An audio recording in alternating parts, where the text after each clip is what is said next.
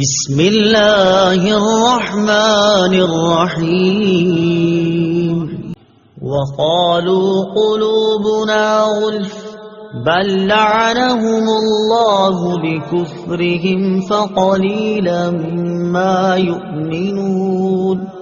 ترجمہ: اور یہودیوں نے کہا ہمارے دلوں پر پردے پڑے ہوئے ہیں، بلکہ اللہ نے ان کے کفر کی وجہ سے ان پر لعنت کر دی ہے، تو ان میں سے تھوڑے لوگ ہی ایمان لاتے ہیں۔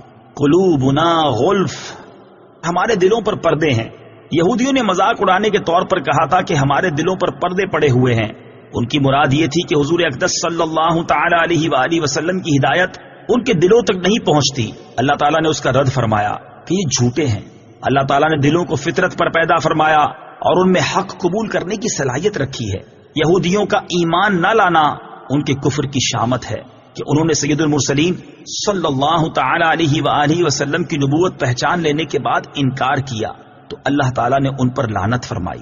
اس کا یہ اثر ہے کہ وہ قبول حق کی نعمت سے محروم ہو گئے۔ آج بھی ایسے لوگ ہیں کہ جن کے دلوں پر عظمت رسالت سمجھنے سے پردے پڑے ہوئے ہیں۔